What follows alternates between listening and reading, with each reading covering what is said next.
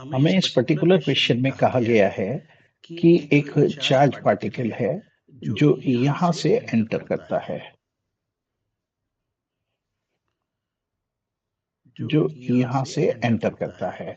उस पार्टिकल का मास m दिया है, चार्ज q दिया है। इस वाली रीजन में जो चार्ज है वो यूनिफॉर्मली डिस्ट्रीब्यूटेड है।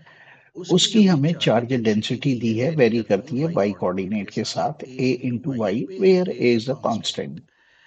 अब पार्टिकल यहाँ से एंटर होता है किसी समय वाई नॉट ये हमें दिया है। किसी समय जब यहाँ पर आता है तो हमें कैलकुलेट करना है कि इसका जो ये डायरेक्शन ऑफ मोशन है, इसका ये स्लोप कितना होगा। अगर मैं इस एंगल को थीटा कहूँ तो हमें टेन थीटा कैलकुलेट करना है। इस समय अगर वेलोसिटी ये v है तो इसके दो कंपोनेंट हो गए, इधर हो गया v cos theta x axis के पैरेलल, y एक्सिस के पैरेलल हो गया v sin थीटा।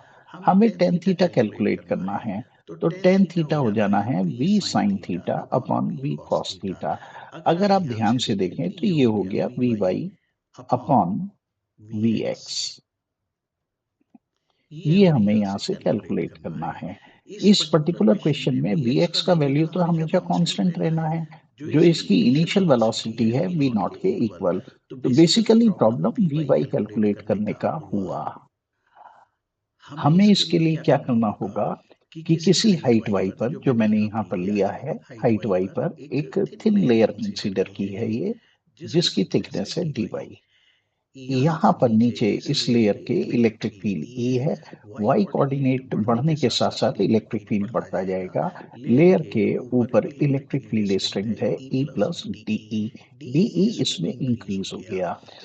अब अगर मैं इस लेयर को कंसीडर कर रहा हूं तो यहाँ मुझे चार्ज डेंसिटी मालूम है ए इंटू वाई। इस लेयर का अगर मैं एरिया ए कंसीडर करता हूँ, एरिया ए कंसीडर करता हूँ, तो लेयर का वॉल्यूम हो गया ए इंटू डी वाई। अब इसे चार्ज डेंसिटी रो से अगर मल्टीप्लाई कर लें तो इस लेयर के अंदर चार्ज एंक्लोज्ड आ गया। वो हो जाएगा रो ए डी वाई। रो का वैल्यू आप यहाँ सब्सटीट्यूट कर दें, ए इंटू वाई इंटू ए इंटू डी वाई। ये हमारे पास डी क्यू का वैल्यू आ गया। अब आप इस पर गॉस लॉ अप्लाई करें। इसमें नीचे से इलेक्ट्रिक फील्ड ऊपर की तरफ है, तो मतलब ई इंटू ए, तो इसमें फ्लक्स एंटर हो रहा है तो निगेटिव हो गया।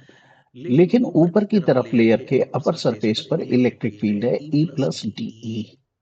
इसे भी एरिया ए से मल्टीप्लाई कर लें, ये फ्लक्स इससे इमिनेटिंग फ्लक्स है। तो ये मेरे पास आ गया इससे नेट फ्लक्स जो बाहर निकल रहा है। और ये नेट फ्लक्स होता है equal sigma Q upon epsilon not, Gauss law के अकॉर्डिंगली। यहाँ से हमारे पास इलेक्ट्रिक फील्ड आ गया इन टर्म्स ऑफ वाई।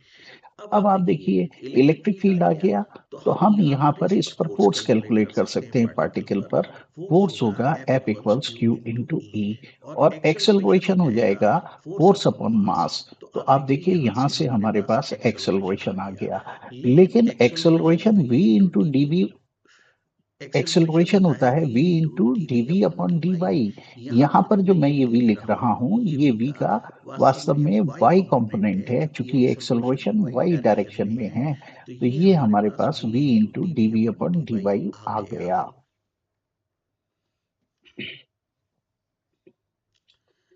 आगे हमने VdV कैलकुलेट किया।